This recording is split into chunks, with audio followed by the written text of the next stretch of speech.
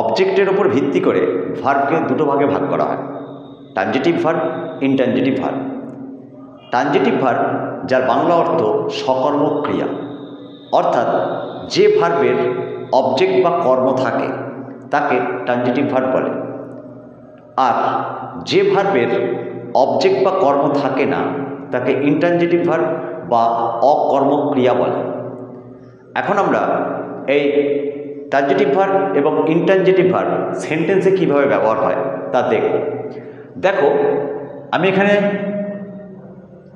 কতগুলো সেন্টেন্স লিখেছি যেখানে ট্রানজিটিভ ভার্ব ইউজ হয়েছে এবং সেই ভার্বগুলোর কোনোটারই অবজেক্ট নেই, কারণ আমরা জানি ইনট্রানজিটিভ ভার্ব মানে অবজেক্ট লেস বা অবজেক্টহীন ভার্ব।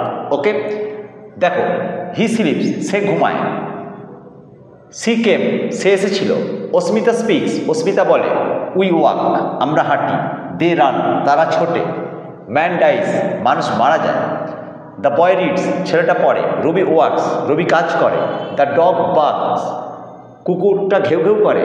এখানে কোনো সেন্টেন্সের ভার্বেই অবজেক্ট নেই, অর্থাৎ ভার্ব স্লিপ, কেম, speaks, walk, run, die, read, work, bark এদের কারোরই অবজেক্ট নেই।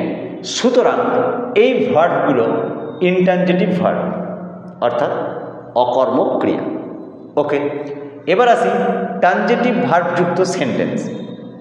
সি রিডস বুকস, সে বই পড়ে। এখানে রিডস এটা একটা ভার্ব এবং এই ভার্বের অবজেক্ট আছে না নেই, যদি না থাকে তাহলে আমরা জানবো এটা ইনট্রানজিটিভ ভার্ব, আর যদি থাকে তাহলে জানবো এটা ট্রানজিটিভ ভার্ব, তাই তো? দেখো, এবারে প্রশ্ন হলো অবজেক্ট আছে কি না এটা আমরা কি করে জানবো?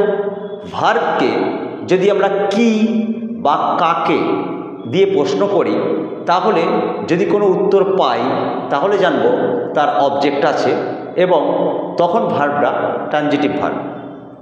ওকে, তাহলে এই ভার্বকে প্রশ্ন করি কি বা কাকে দিয়ে। এখানে সেন্টেন্সটা হচ্ছে সি রিডস বুকস, সে বই পড়ে। তাহলে পড়েকে জিজ্ঞেস করি কি পড়ে, ও উত্তর বলছে বুকস, বই। তাহলে এটা নিশ্চয়ই অবজেক্ট। কি দিয়ে প্রশ্ন করলে বা কাকে দিয়ে প্রশ্ন করলে যদি আমরা উত্তর পাই সেটাই অবজেক্ট, এবং তখন আমরা বুঝে নেব যে ওই ভার্বের তাহলে অবজেক্ট আছে। তাহলে আমরা দেখলাম এই রিডস এই ভার্বের অবজেক্ট বুকস, তাহলে অবভিয়াসলি রিডস এটা সকর্মক ক্রিয়া, যেহেতু অবজেক্ট আছে মানে ট্রানজিটিভ ভার্ব। ঠিক আছে, আর অবজেক্ট ভার্বকে যেমন কি কাকে দিয়ে প্রশ্ন করলে অবজেক্ট হয়, আরেকটা জিনিস মাথায় রাখবে যে অবজেক্ট মানে সে নাউন বা প্রোনাউন হয়।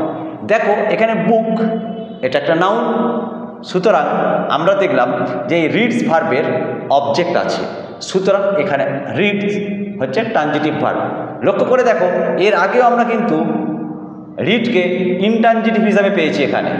ঠিক আছে, কারণ এখানে এর কোনো অবজেক্ট ছিল না, এখানে কিন্তু এর অবজেক্ট আছে, তাহলে এক্ষেত্রে রিডটা কিন্তু ট্রানজিটিভ ভার্ব। ওকে, একইভাবে দে ইট রাইস, তারা ভাত খায়। তাহলে কি খায়? রাইস।